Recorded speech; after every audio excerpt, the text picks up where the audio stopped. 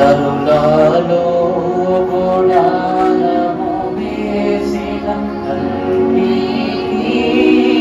ఛాయము, కరుణలో గుడారము వేసిన తండ్రికి ఛాయము, అందరినీ ఆకర్షించు, అందరినీ ఆకర్షించు తండ్రికి ఛాయము, సదాలోక ప్రభువునకు సంపూర్ణ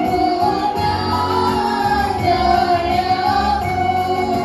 సదాలోక ప్రభువునకు సంపూర్ణ ఛాయము. అందరికీ మరొకసారి ప్రత్యేకమైన మరణాత మరణాత. దేవుని కృప ద్వారా పరిశుద్ధ వాక్యాన్ని ధ్యానము చేసుకుందాము. పరిశుద్ధ లేఖన భాగము నుండి పరమార్థ జ్ఞానియగు యోహాను రాసిన ప్రకటన గ్రంథము 20వ అధ్యాయము 5వ వచనము నుండి మనం చదువుకున్నట్లయితే, ఆ 1000 సంవత్సరములు ఆ 1000 సంవత్సరములు గడచు వరకు కడప మృతులు బ్రతకలేదు, కడపటి మృతులు బ్రతుకలేదు. ఇదియే మొదటి పునరుత్థానము. ఇదియే మొదటి పునరుద్ధానము. ఈ మొదటి పునరుత్థానములో పాలు గలవారు ధన్యులను, పరిశుద్ధులనై యుందురు, పరిశుద్ధులను యుందురు. ఇట్టి వారి మీద రెండవ మరణమునకు అధికారము లేదు. ఆమేన్. ప్రార్థన. మహాపరిశుద్ధుడవును సర్వోపకారియగు మా ప్రియ పరలోకపు తండ్రి, వాక్య నామధారి అయిన మీరు మీ హృదయాంతరంగ ఉన్నత ఘనతను అనుగ్రహము చేసుకొనుటకు అనేక పద్ధతులను మాకు ఏర్పాటు చేసిన తండ్రి వందనములు. అందులో పాటల పద్ధతి, ప్రార్థనా పద్ధతి, వాక్య పఠన పద్ధతి, వర్తమాన పద్ధతి, ధ్యాన పద్ధతిని అలవాటు చేసి నిన్ను ఘనపరచుటకు గల జ్ఞాన అంతస్తును మాకు దయచేసిన తండ్రి వందనములు. తండ్రి, అనేక పద్ధతులలో ఈ దిన ఆరాధన పద్ధతిలో ప్రవేశించిన మేము వాక్య వర్తమాన పద్ధతిలో నిన్ను అర్థము చేసుకున్నటకు ప్రయత్నించుచు ఉండగా మా హృదయ జ్ఞానమునకు అంతము కాని అర్థము కాని సంగతులను మీరే గోచరపరచి నిండారని వాక్య మహిమాన్విత అంతస్తులోనికి మమ్మలను ప్రవేశింప చేయుమని వాక్య నామధారి అయి మా హృదయములను పరిశోధించి ఉన్న యేసు నామములో మిక్కిలి వినయముగా బ్రతిమలాడి వేడుకొనుచున్న మా ప్రియ పరలోకపు తండ్రి, ఆమేన్. పరిశుద్ధులకు దేవదేవుని యొక్క కృప, సంపూర్ణ ఆత్మ శుద్ధి త్రిత్వదేవుడు ఈ వర్తమాన భాగ్యము ద్వారా మనందరకు దయచేయును గాక. ఆమేన్. ప్రభునందు దేవుని ప్రియబిడ్డలారా, పరిశుద్ధ లేఖన భాగములో సమస్త జ్ఞానమునకు మించిన దేవదేవుడు తన వాక్య అంతస్తులోనికి ప్రవేశించిన మనకు పరమార్థ జ్ఞానియగు యోహాను గారి ద్వారా సెలవిస్తూ ఉన్న పాఠ్య అంశం ఏమనగా, కడపటి వారు సమయమును ముగించుకొని లేచిన వయనమును మొదటి పునరుద్ధానముగాను, అటువంటి వారి మీద రెండవ మరణమునకు అధికారము లేదనియు, అతి అధికారము లేనటువంటి వారు 1000 ఏండ్ల పరిశుద్ధ రాజ్య పాలనలో ప్రవేశించుదురని ప్రభువు నామాన్ని బట్టి వాక్యములో యోహాను గారు సెలవిస్తున్నారు. ఇక్కడ నాకు 1000 ఏండ్ల పరిపాలన అంతస్తులో ప్రవేశించాలి అన్న ఆశ ఉన్నవారు అందరూ, నాకు లేదు అనేటువంటి తత్వం ఎవరికైతే వాక్యం ద్వారా మనం చెప్పుకోము. కారణం ఏమిటి అంటే, దైవ అంతస్తును బట్టి శుద్ధి చేయబడిన సంఘమునకు దేవుడు ఇచ్చినటువంటి పాలన కాలము 1000 ఏండ్ల సంవత్సరములైతే 1000 సంవత్సరాలైతే, యేసు క్రీస్తు ప్రభువును బట్టి సంఘమునకు ఏర్పాటు చేయబడినటువంటి మరికొద్ది కాలమే 7 సంవత్సరముల కాలమని ప్రభు నామమున మీకు తెలియచేస్తున్నా. ప్రభునందు ప్రియులారా, అనగా 1000 ఏండ్ల పాలనలో రెండవ మరణ అధికారము లేనటువంటి వాడు తప్పక అందులో ఉంటారు అని దేవుని వాక్యం చెప్తుంది. కానీ మరణ స్థితిని జయించిన ప్రభువిచ్చు జీవన విధానమే 7 ఏండ్ల శ్రమల కాలము. అందును సైతము మనం ఎక్కడ ఉండాలి అంటే ప్రభు యొక్క రాజ్యములోనే మనం ఉండాలి అని దేవుని వాక్యం చెప్తుంది. అనగా 1000 సంవత్సరాలు దేవదేవుడైన యెహోవా ఇస్తే ప్లస్ 7 సంవత్సరాల కాలం ఎవరిచ్చారంట? యేసు క్రీస్తు ప్రభు వారిచ్చారట. ఈ 7 వత్సరాల కాలమును 7 విందులతో పోల్చారు మన దైవజనులు. ఎన్ని విందులమ్మా? 7 విందులు. 1000 ఏండ్ల దీవెన కాలములో 1000 దినాలు, 1000 వత్సరాలు, వేవేల దేవుని యొక్క మహిమ భాగ్యాన్ని భుజించే సంఘము క్రీస్తు ఇచ్చిన 7 సంవత్సరాల కాలములో మాత్రము 7 విందులను ఆధారము చేసుకునే ఆ అంతస్తులోనికి ప్రవేశిస్తారంట. అందుకే దైవజనులు ఈ వర్తమానానికి పెట్టినటువంటి ఈ పరిశుద్ధ పాఠ్యభాగం మనకి ఇచ్చిన అంశ నామం ఏమనగా 7 ముద్రలు విప్పిన గొర్రె పిల్ల చేసిన 7 విందులు. రాసుకున్నటువంటి వారు రాసుకోండి. 7 ముద్రలు విప్పిన గొర్రె పిల్ల చేసి ఉన్న 7 విందులు.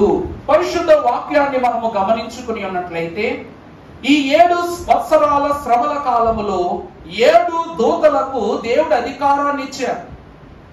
ఈ 7 దూతలైనటువంటి వారికి ఇవ్వబడిన అధికారములో ఒక్కొక్క దూత తనకివ్వబడిన పాత్రను చేతబట్టుకుని గాలి మీదను, నీటి మీదను, మనుష్యుల మీదను, జంతువుల మీదను, పశు పక్షాదుల మీదను, నేల మీదను, మెంట మీదను, సమస్తమైన ప్రతి విధములపైన వాటి యొక్క శాప కృత తెగుళ్లను కుమ్మరించగా నేల మట్టుకు నేల, నీరు మట్టుకు నీరు, మనుష్యులు, జంతువులు సమస్తము ఏమైపోతాయట? శాపగ్రస్త శోధన స్థితిలోనికి వెళ్ళిపోతాయి అని దేవుని వాక్యము తెలియజేస్తూ ఉంది. కానీ మరి 7 ఏండ్ల శ్రమల కాలములో ప్రభు వారు శ్రమ కాలము మొదలు పెట్టక మునుపు గతములో ఉపవాస ప్రార్థనలో ఉన్న వారికి చెప్పారు ఒక వర్తమానములో, ఈ 7 దూతలను ప్రభు భూమి మీదకు పంపటానికి ముందు ఒక దూతట భూమి మీద దేవుని విశ్వాసులు ఉన్నారు, భూమి మీద దేవుని జనాంగం ఉన్నారు, వారందరినీ ప్రభువు రహస్య రాకడలో కొనిపోవుటకు సిద్ధపడుతూ ఉన్నారు గనుక వారి ఉన్న స్థలాలను వారిని తీసుకెళ్ళు సమయం వరకు ఈ దూత ఏమంటుంది అంటే, మీ ముద్రల శ్రమలు, పాత్రల శ్రమలు, తెగుళ్ల శ్రమలతో కూడిన పాత్రలను చేతబట్టుకొని నిరీక్షించండి అంటూ ఉందంట. అర్థమైందా అండి? 7 ఏండ్ల శ్రమల కాలమునకు వచ్చు రాకడ రహస్య రాకడ. అందుకే వాక్యం అంటుంది, ఇదిగో నేను దొంగవలే వద్దును అని ప్రభు అన్నారు. ఆ తర్వాత 7 ఏండ్ల తర్వాత వచ్చే రాకడ ప్రత్యక్ష రాకడ, ఆరోహణ అవరోహణ రాకడ. అందులో ప్రతి కన్ను, ప్రతి నేత్రము ఆయన చూస్తుంది ఆ రాకడలో అట. దేవుని ప్రియమిత్రులారా, ఈ రహస్య రాకడలోట ప్రభు వచ్చు వరకు 7 దూతలు విశ్వాసులైన వారి మీద గాని లోకము మీద గాని ఏం చెయ్యవు? వారి యొక్క చేతులలో ఉండి ఉన్నటువంటి పాత్రలను వంపకుండా ఏం చేస్తాయి? అట్టే పెట్టుకుని ఉంటాయట.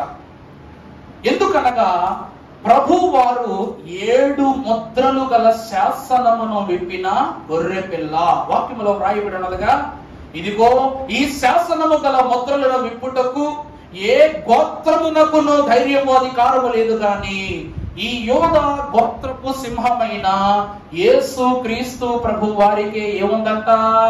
ఈ అధికారము కలదు అనేటువంటి మాటను దేవుని వాక్యం ద్వారా సెలవిస్తూ ఉన్నారు భక్తుడు. ఆ 7 ముద్రలు విప్పినప్పుడు ముద్రకు ఒక విందు చేశారంట ప్రభు. అర్థమైందండి? ఈ 7 ముద్రలకు ముంగుర్తుగా ఒక్కొక్క ముద్రకు ఒక్కొక్క విందును ప్రభు ఏర్పరుచుకున్నారంట. మొదటిగా మనము చూసినట్లయితే పాపపు ముద్ర. రాసుకోండి, 7 ముద్రలు రాసుకోండి. 7 సంవత్సరాలకు గుర్తుగా ఉన్న 7 ముద్రలు. ఈ 7 ముద్రలో మొదటి ముద్ర పాపపు ముద్ర, రెండవది శాపపు ముద్ర, మూడవది నైజపు ముద్ర, నాలుగవది లోకపు ముద్ర, ఐదవది మరణపు ముద్ర, ఆరవది పాతాళ ముద్ర, ఏడవది నరకపు ముద్ర. మరలా చెప్తాను, పాపపు ముద్ర, శాపపు ముద్ర, నైజపు ముద్ర, లోకపు ముద్ర, మరణపు ముద్ర, పాతాళ ముద్ర, నరక ముద్ర. ఈ 7 ముద్రలను విప్పి కాపాడుకొనిన తన సంఘం ఏదైతే ఉందో ఆ సంఘమును 7 సంవత్సరాల కాలములో ప్రభువు ఏమిచ్చి పోషిస్తూ ఉన్నారంటే ఈ 7 ముద్రలను విప్పి విందు చేయడం. అంటే ముద్రకు ఒక విందును ప్రభు ఏం చేస్తున్నారు, మనకు అగుపరుస్తూ సంవత్సరాంతము. ఈరోజు మనం పిల్లలకు ప్రార్థన చేసేటప్పుడు మనం పుట్టినరోజు పిల్లవాడికి అంటాం, ఆయన సంవత్సర ప్రారంభం మొదలుకొని సంవత్సరాంతము వరకు నీ దయా కిరీటముల బిడ్డలపై ధరింపచి. అంటే దయగల దేవుడు సంవత్సరమునకు ఒక విందుతో దయ చూపిస్తూ మనకేం చేస్తున్నారు, విందు చేస్తూ ఉన్నారు. ఈ రోజైతే ఎన్ని పరిస్థితులు బాగున్నాయి కాబట్టి ఇలా ఉంది. రాబో కాలము తరువాత, కట్టు చీకటి కాలము వచ్చేసిన తరువాత ఏది దొరికినా సరే మనం ఏం చేస్తాం, దానిని ఆతురతగా మనం భుజిస్తాం. అది మంచిదా, చెడ్డదా, లాందా, లేనిదా అని ఉండదు. దోచుకున్నదా, సంపాదించుకున్నదా అని కూడా ఆలోచించాం. దొరికినది ఎట్లాగైతే భక్షించాలని చూస్తావా అంతకు మిక్కిలి ఆతురతతో భక్షణ చేస్తాం మనం.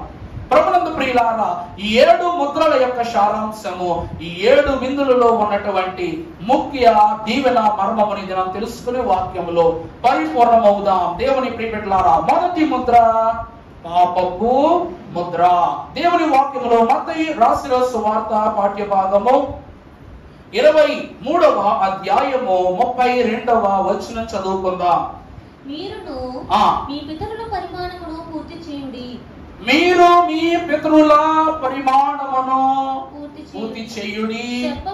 సర్పములారా, సర్ప సంతానమా, నరక శిక్షను మీరు ఎలాగూ తప్పించుకుందురు. అందుచేత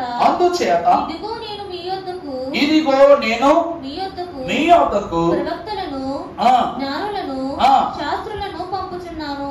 చాలా దేవుని వాక్యంలో సెలవిస్తూ ఉన్నారు. యెహోవా దేవుడు మత్తయి గారి ద్వారా రాయిస్తున్న మాట, ఇదిగో ఏమంటారు చదువుతల్లి, ఇదిగో నేను మీ యొద్దకు ప్రవక్తలను, శాస్త్రులను పంపుచున్నాను. మీరు వారిలో కొందరిని చంపి చాలండి. దేవుని ప్రియబిడ్డలారా, వాక్యమునందు అంశములో 32వ వచనములో ఇస్తూ ఉన్నమాట. అనగా ఇప్పుడు చదువుతున్న పాఠ 32వ వచనం ప్రభు ఏమంటున్నారంటే, మీ పితరులు ఏదైతే మిగిల్చేశారో అది మీరు పూర్తి చేయండి అంటున్నారు. ఆ మాట అర్థమైందండి? మీ తండ్రులు, మీ తాతలు ఏ పాపాన్ని ఒడిగట్టుకుని అది సంపూర్తి చేయలేక విడిచిపెట్టేశారో అది నా కుమారుని కాలములో మీరు ఏం చేయండి, పూర్తి చేసుకోండి. పాపులు పాపులుగానే ఉండండి, శాపులు శాపగ్రస్తులుగానే ఉండండి, దోషులు దోషులుగానే ఉండండి, దొంగలు దొంగలుగానే ఉండండి అని ప్రభు చెప్తున్నారు. ఎందుకంటే మీ యొక్క పాపక్రియ ఎంతకు పెరిగిపోయిందంటే మీ మార్పు కోసమే ప్రవక్తలను పంపించారు. మీ మార్పు కోసం నేను శాస్త్రులను, పరిసయ్యుల్ని, నా ప్రియ కుమారుని నేను పంపించాను. కానీ ఏంటి లాభం? మీరు వాళ్ళకి ఏమి బహుమానాలు ఇచ్చారంటే ఒక్కొక్కరు శిరచ్ఛేదన చేయటం, సిలువలు వేయటం, తగిన రాళ్లతో కొట్టడం, ఇవన్నీ చేసి మీరు ఏం చేస్తున్నారు? ఇవేం చేస్తున్నారు? మీరు పాపులు అనిపించుకుంటున్నారు. కాబట్టి మొదటి ముద్ర ఏమిటనగా పితరుల స్వాస్థ్యము, అనగా పాప స్వాస్థ్యముని కొనసాగించు వారి నిమిత్తమే మొదటి ముద్రను విప్పుతూ ప్రభు అంటున్నారు, కొనసాగించండి. అటువంటి వారిపై నేను ఏమిస్తున్నా? ఈ ముద్రను వారి కొరకు విప్పుతూ ఉన్నాను. ఈ ముద్ర నుండి మనలను తప్పించుటకే, నశించిపోవచ్చున్న దానిని వెదకి రక్షించుటకి ఎవరు వచ్చారట? మనుష్య కుమారుడు వచ్చి ఏ విందును ఏర్పాటు చేశారు అనగా దారి చూపిన విందు. ఈ పాపపు ముద్రను మన నుండి అక్కడితోనే ప్రభు ఏమన్నారు? మీ పితరులు ఏదైతే ఉందో కొనసాగించండి అన్నారు కదా. ప్రభు ఏమన్నారమ్మా? మీ పితరులు ఏదైతే లాక్కొచ్చేటప్పటి వరకు మీరు దాన్నే కొనసాగించండి అంటున్నారు.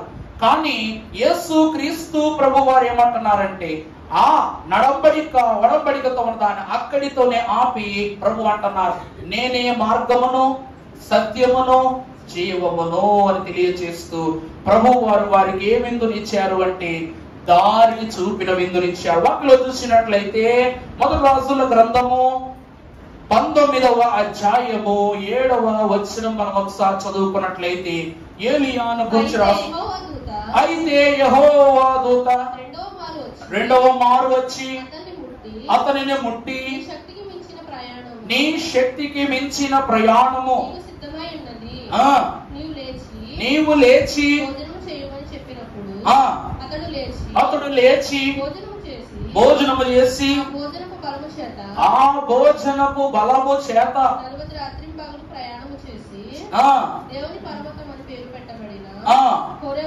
హోరేబునకు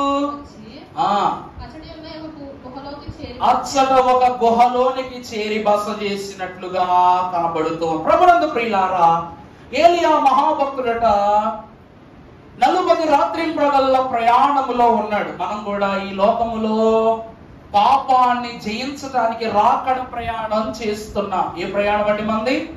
రాకడ ప్రయాణం చేస్తూ ఉన్నాం. అది 40 దినాల ప్రయాణం అయితే మనది సిద్ధపాటు రాకడ. ఎప్పుడైతే అప్పటి వరకు మనం ఏం చేయాలి? మనకు దారి తెలియదు, చోటు తెలియదు, వ్యక్తి తెలియదు, స్థలము తెలియదు, చూపించిన వారు లేరు, ఏమీ లేదు. కానీ మనం ఏం చేస్తున్నాం? ఏం చేస్తున్నాం? ప్రయాణం చేస్తున్నాం. ఎలా ప్రయాణం చేస్తున్నాం అంటే ప్రభు చెప్తున్నారనమాట, ఏమని? నీకు తోడై నీ మనవిని ఆలించి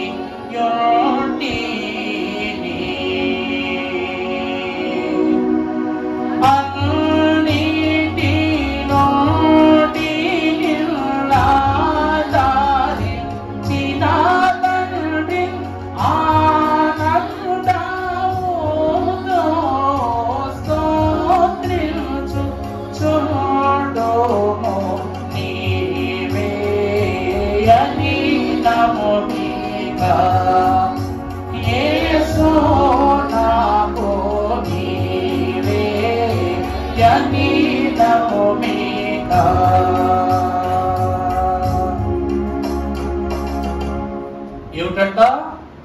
నీకు తోడయుంటిని నీ మనవిని. కేవలము విశ్వాసి ప్రభువా ఉన్నవా అనగానే మన మనవిని విని మన వెనకే కనబడినా కనబడకపోయినా మన మార్గమును సరళము చేసే ప్రభువు చూపు దారిలో.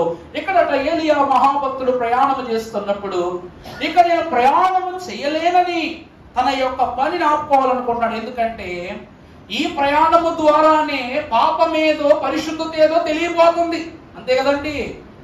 ఏలియా ఈ ప్రయాణము చేసి మోరియా పర్వతం మీదకు వెళితేనే అక్కడ ఏం జరుగుద్దట? హోరేబు పర్వతమునకు వెళితేనే అక్కడ ఏం జరుగుద్దట? బయలు ప్రవక్తలను ఎదిరించగలడు, తన ప్రజలను, దేవుని ప్రజలను కాపాడగలడు, నిజ దేవుడు ఎవరో నిర్ధారణ చేయగలడు.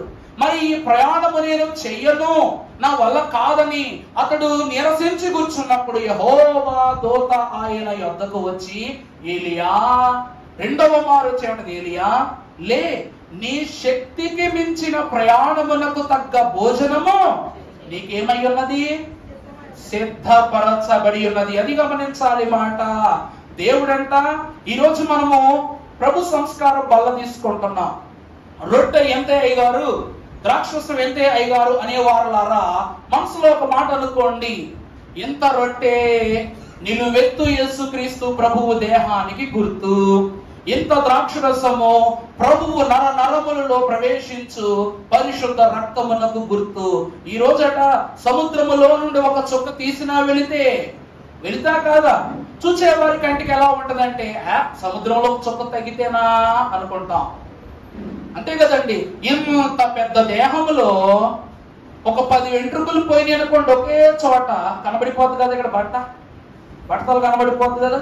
అలాగే యేసు క్రీస్తు ప్రభు వారి సమస్త అనగా ప్రభు ఎలాంటి రక్తాన్ని నీకు ఇచ్చాడంటే రాకడ వరకు నువ్వు భుజించే శరీరాన్ని, రాకడ వరకు నువ్వు తృప్తిగా సేద తీర్చుకునే ద్రాక్ష రసాన్ని ఇచ్చారు. అందువలన ఒక్కొక్కరికి బాటిల్ ద్రాక్ష రసం ఇవ్వటం మా వల్ల కాదు.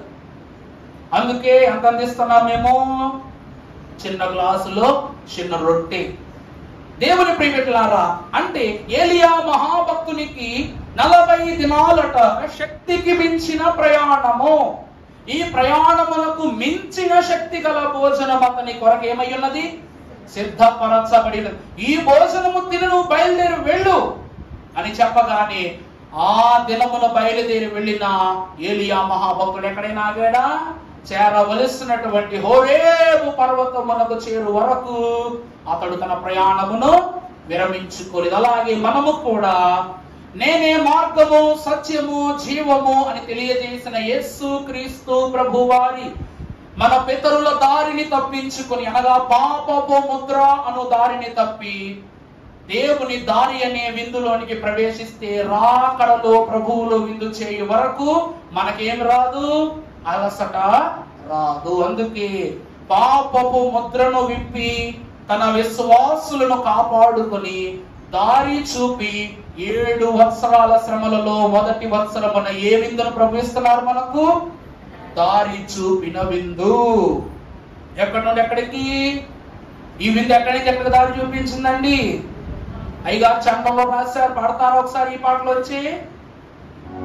నరలోకము నుండి పరలోకము వరకు తీర్చెనగా నుండి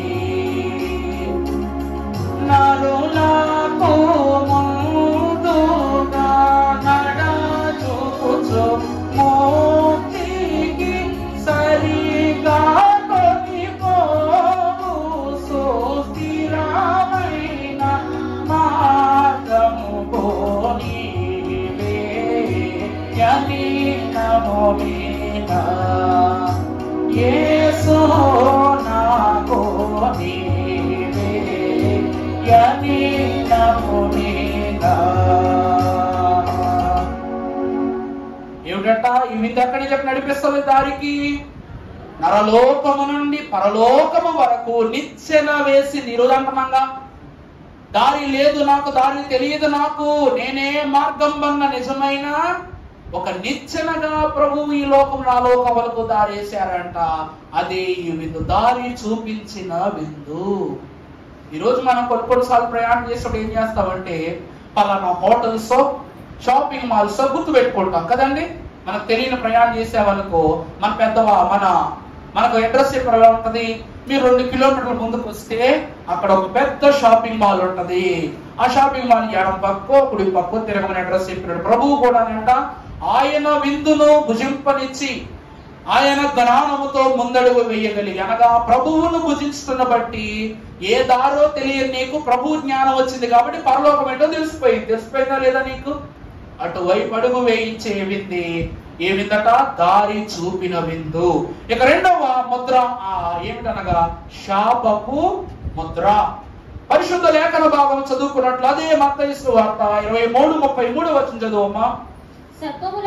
సర్పములారా సర్ప సంతానమా నరక శిక్షను మీరు ఎలాగు తప్పించుకుందురు? సర్పములారా నరక శిక్షను మీరు ఎలాగు తప్పించుకుందురు?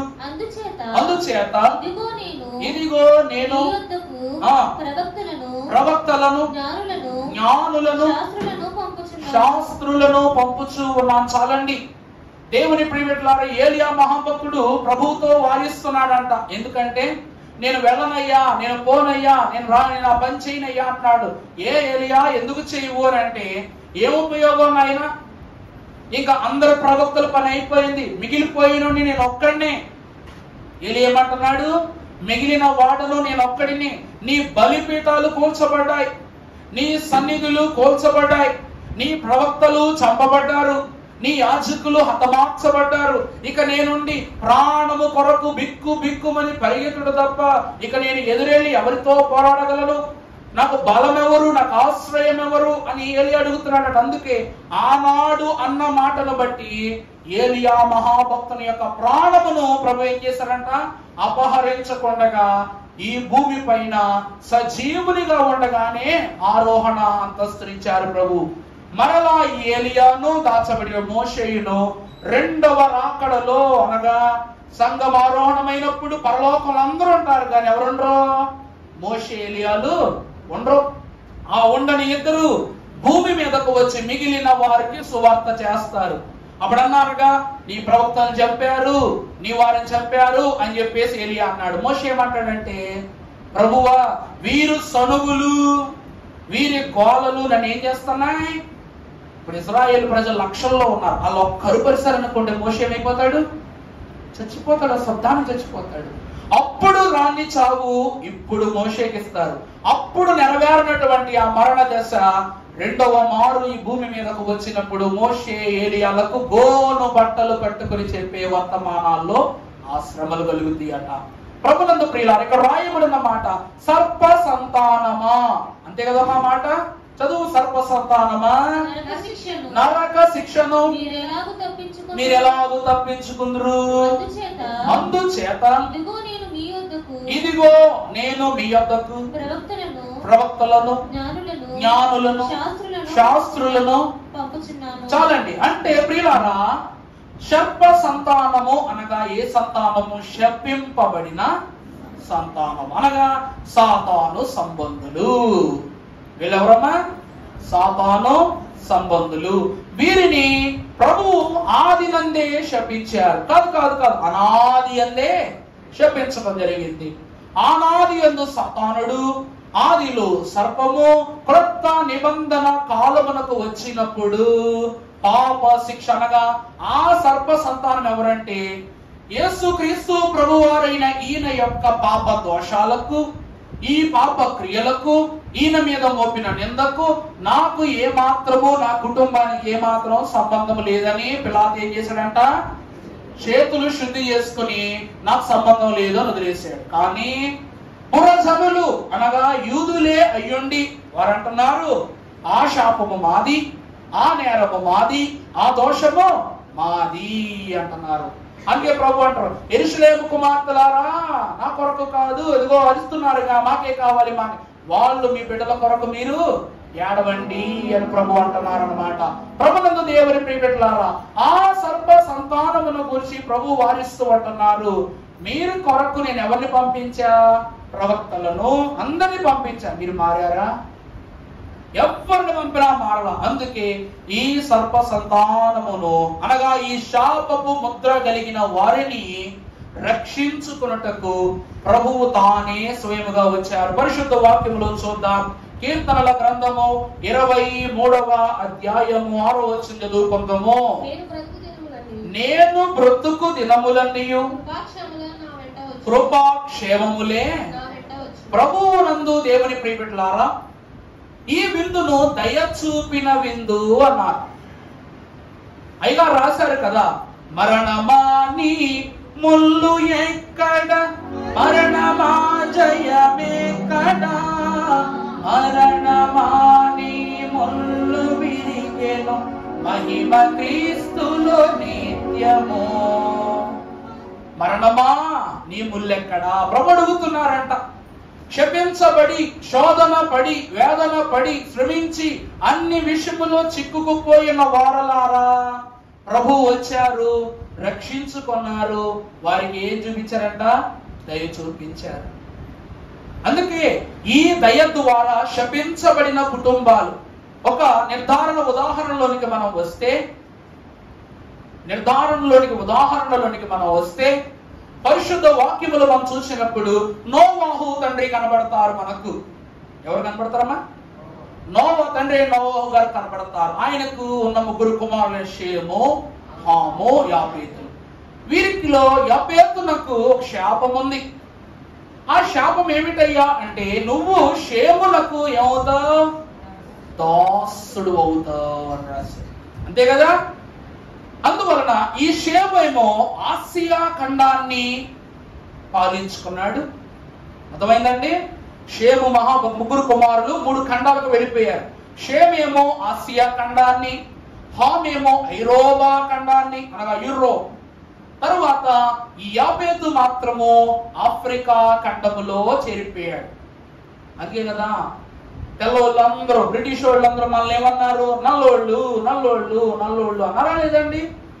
అలాగే ఈ యాపేతు ఏమిటి అనగా షేమునకు దాసుడయ్యాడు. ఆసియాలో ఉండేవారు అనగా ఆ పై రష్యన్ పీపుల్ ఎప్పుడైనా చూడండి, ఓ తల ఆడిపోతారు వాళ్ళ మనుషులు కలకలా మెరిసిపోతారు. కానీ దక్షిణ దేశాలు అనగా మనవి కిందన్న దేశాలు, ఇండియా కావచ్చు, చైనా కాదులేండి, ఇండియా అంటే సముద్రానికి దగ్గరగా ఉన్నాయి. మనది ఎక్కడికి ఉంది? ద గ్రేట్ ఇండియన్ ఓషన్ కి, మహాసముద్రానికి దగ్గరగా ఉంది. ఆఫ్రికా ఖండము సముద్రానికి దగ్గరగా ఉంది. ఇలా ఉన్న కొన్ని ఖండాలు దక్షిణ దేశాలను ఎవరికి ఇవ్వబడ్డవంటే యాపేతునికి ఇవ్వబడ్డాయి. అందుకే ఆ దక్షిణ దేశపు యువరాణి అయినటువంటి షేబా కూడా యూదుడు అనగా ఆసియా ఖండం, ఇజ్రాయెల్ దేశం ఏ ఖండంలో కలిసిపోయింది? ఆసియా ఖండములో ఉన్నది గనుక ఆ ఖండమునకు రాజుగాను ఇశ్రాయేలు నాయకుడైన సొలొమోను కీర్తిని గూర్చి విని, ఎవరిని గూర్చి విని?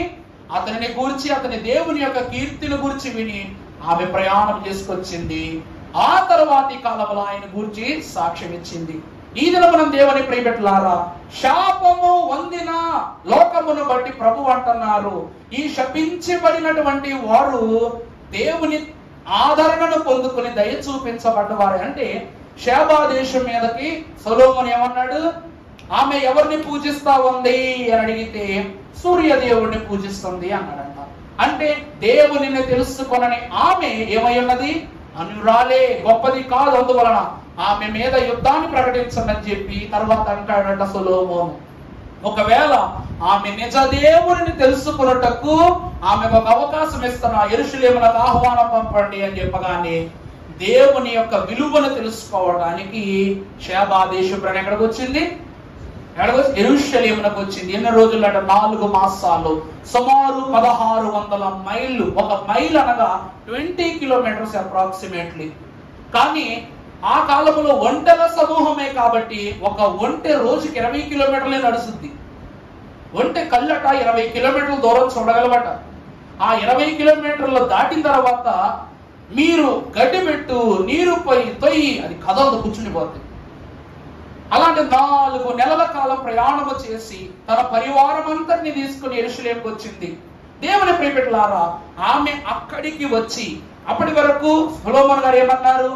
ఆమె అన్య దేవతను నమ్ముకోవటాన్ని బట్టి ఆమె శాపింపబడినట్లే లెక్క. ఆమె దేవుని తెలుసుకుందంటే మాత్రం ఒక అవకాశం ఇస్తానన్న అన్నట్టు ప్రకారమే దేవునిని తెలుసుకోవడానికి యెరూషలేముకు వచ్చిన షేబా దేశపు రాణి తిరిగి ఎలా వెళ్ళిందంట? దేవుని ఆశీర్వాదంతో వెళ్ళింది. అందుకే క్రొత్త నిబంధనలో సొలొమోను కన్నా గొప్పవాడు ఇక్కడ ఉన్నాడని సాక్ష్యం ఇచ్చి తెలుసుకుందా లేదా దేవుణ్ణి? అదట. అంటే శపించబడిన లోకములో ఉన్న వారు దేవుని యొక్క దయను సంపాదించుకుని ఏమయ్యారట? దయ చూపిన విందు. అప్పటి వరకు ఆమె తిన్న భోజనము, ఆమె రాజ్య సంస్కృతి ఏమి ఆమె గొప్ప కాల. సొలొమోను రాజ్యంలోకి వచ్చి ఆహార పదార్థాలు తింటే షేబా దేశపు రాణికి అబ్బా ఎంతటి రుచికరమైన భోజనం, ఎంతటి రుచికరమైనటువంటి కూరలు, ఎంత పద్ధతి కలిగినటువంటి పరివారం అని ఆమె ఆశ్చర్యపోయింది. దేవుని రాజ్యము బహుశా దీనిని పోలే ఉంటుంది ఏమో అని ఆమె తెలుసుకుందట. అందుకే అయ్యగారు రాశారు, క్రైస్తవ సంఘమా ఘనకార్యములు చేయు కాలము వచ్చెను. సొలొమోను యొక్క ఘన కార్యము చేసే కాలములో షేబా దేశపు ఆకర్షితురాలైంది. దేవుడు చేసే ఘన కార్యములను చూచి క్రీస్తు ప్రభు శిష్యులు ఆకర్షితులయ్యారు. బైబిల్ మిషను వారు చేసే ఆకర్షణీయమైన కార్యాలను బట్టి, అద్భుత కార్యాలను బట్టి, ఘన కార్యాలను బట్టి ఈనాడు మనం ఏమవుతున్నాం? ఆకర్షితులమవుతున్నాం. అందుకే ఆ శాపపు ముద్రను ప్రభు విప్పి దానిని తొలగించి దయ చూపిన విందును వారికి చేశారట. వాక్యంలో చూసినట్లయితే చిరకాలము, చదవమ్మా 23:6 తల్లి, నేను బ్రతుకు దినములన్నీయు కృపయు క్షేమములే నా వెంట. అంటే యెరూషలేముకు వచ్చిన షేబా దేశపు రాణి తిరిగి ఎలా వెళ్ళిందంట? కృపా క్షేమము తీసుకుని వెళ్ళింది. కొత్త నిబంధనలు ఆమె పేరును దేవుని దయ ద్వారా సంపాదించుకుందాం. ఎందుకే ఈ రోజట నా సన్నిధిలోనికి వచ్చి వారు ఎలా వస్తారో అలా వెళ్ళరన్నారు ప్రభు. ఏమో నిజమా కాదా? నువ్వు దేవుని యొద్దకు స్వశరీరంతో వస్తావు, కానీ వెళ్ళేటప్పుడు మహిమ దేహముతోనే బయటకు వెళతావు. ఈరోజు బయట వర్షం వస్తుంది, తుఫాన్ వస్తుందంట.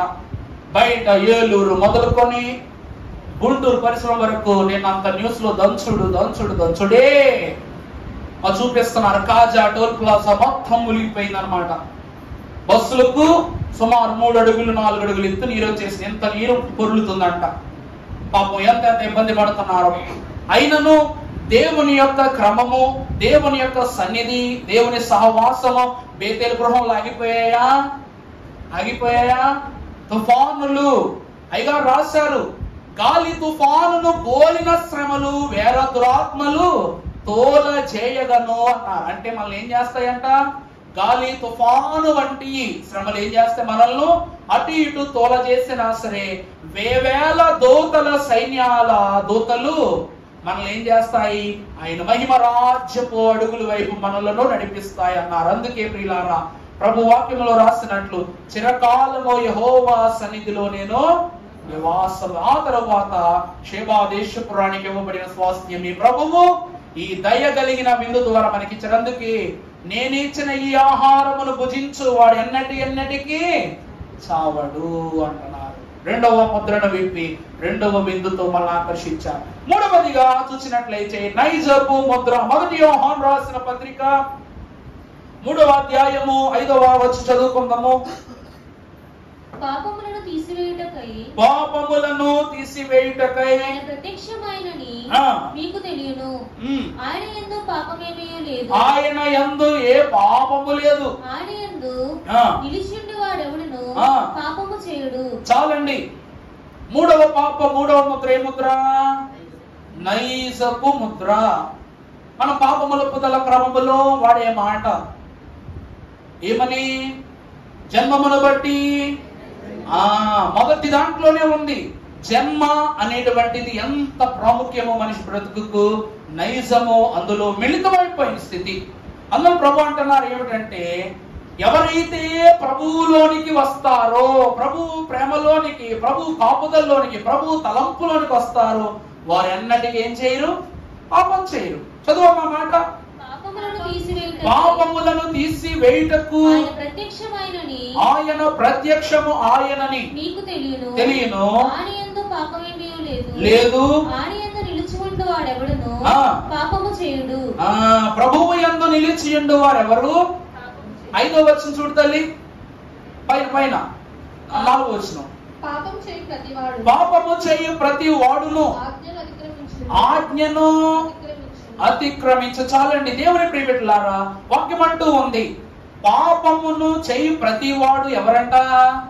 అంటే ఆదాము అవ్వలు చేసినట్లుగానే లోకములో ఎందరో ఈ పరిస్థితులను ఉల్లంఘించి ఆజ్ఞాతిక్రమాలు చేసి పాపులవుతున్నారు. ఇది ఏమై ఉన్నదంటే, ఆనాడు ఆదాము అవ్వల నుండి కయ్యూను నుండి లోకమునకు, అలాగే తదితరులైన వారందరికీ ఈ పాపం ఎలా వస్తుందట? ఒక జన్మ లక్షణంగా వచ్చేస్తుంది. ఎలా వచ్చేస్తుందటమ్మా? జన్మ లక్షణంగా వచ్చేస్తుందంట. ఈ విందుని, ఈ యొక్క ముద్రని ప్రభు ఎలా నశింపజేస్తున్నారు అంటే, దర్శనమిచ్చిన విందుతో. యోహాను సువార్త 6వ అధ్యాయం 51వ వచనంలో రాస్తున్నారు. చదువమ్మా. యోహాను సువార్త 6వ అధ్యాయం 57వ వచనం. పరలోకము నుండి నేనే ఎవడైనను భుజించితే. చాలండి. అంటే ఇంతకాలము మనము జీవించటము లేదు. ప్రభు అన్న మాట ప్రకారం చూస్తే దేవుని ఆహారము తినని వాడు ఎన్నటికి జీవించువాడు కాదు. అందుకే ప్రభువట పరలోకము నుండి దిగి వచ్చిన జీవాహారము నేనే. ఈ జీవాహారాన్ని భుజించేటువంటి వారు నిత్యము జీవించును. అయ్యగారు ఒక అద్భుతమైన పాట రాశారు. ఏమిటంటే, నైజ పాపములో నశించుటకే ఇక నైజ పాపములో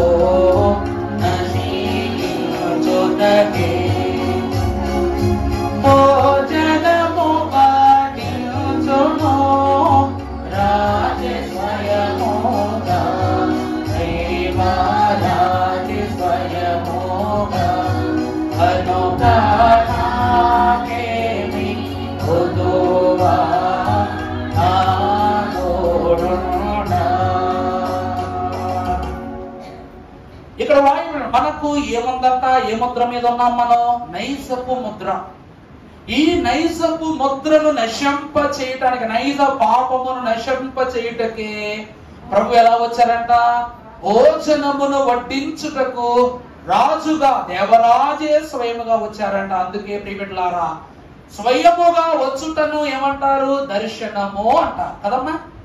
ప్రభు మనకు నరరూపమును దర్శనమిచ్చారు కాబట్టి ఇది దర్శనమిచ్చిన విందు. ఇదే విందండి. నీ నైజమును తొలగించాలి అంటే ఈరోజు బాగా చదువుకున్న రోల్డ్ మోడల్ గా చూపించి నువ్వు వీడిలా చదువుకోవాలి అంటారు. బాగా క్రూరంగాను పాపిగా ఉన్నాడు చూపించి నువ్వు వీడిలా ఉండకూడదు అంటారు. There is a similar examples. అంటే మంచికి చెడుకు మనం ఏం చూపిస్తున్నాం? రెండు ప్రత్యేకమైన ఉదాహరణలు చూపిస్తున్నాం. మరి పరిశుద్ధతకు ఉదాహరణ ఏది?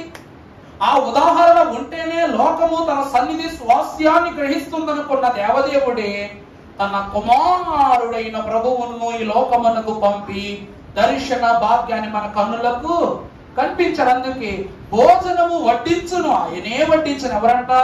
దేవరాజే స్వయముగా వడ్డించును. కనుక నాకేమి కొదువా, ఇంకా నేను ఇలాగా ఈ పాపంలో ఉంటానన్న కంగారు నాకేంటి? నా ప్రభు ఉన్నాడు కదా. అందుకే ప్రియబిడ్డలారా, మూడవ ముద్ర అయిన నైజపు ముద్రను విప్పి ఆయన దర్శన భాగ్యం అనే విందుతో మనలను నైజము నుండి తప్పించి 1007 సంవత్సరాల విందులు, 1003 సంవత్సరాల విందులు ప్రభు మనకు +3 యాడ్ చేశారు. ఇప్పుడు +4 చూసుకుంటే పరిశుద్ధ గ్రంథములో నుండి యోహాను సువార్త 3వ అధ్యాయము 16వ వచనము. దేవుడు లోకమును ఎంతో ప్రేమించెను, దేవుడు లోకమును ఎంతో ప్రేమించెను కాగా ఆయన తన అద్వితీయ కుమారునిగా, ఆయన తన అద్వితీయ కుమారునిగా పుట్టిన వాని యందు విశ్వాసము ఉంచు ప్రతివాడును నిత్య జీవమును పొందునట్లు ఆయనను ప్రభునందు దేవుని ప్రియబిడ్డలారా, అక్కడే వ్రాయబడింది దేవుడు లోకమును ఎంతో బుద్ధిగా ప్రేమించాలా ప్రభు? ఎంతో ప్రేమించాడు. అందుకే 4వ ముద్ర ఏ ముద్ర?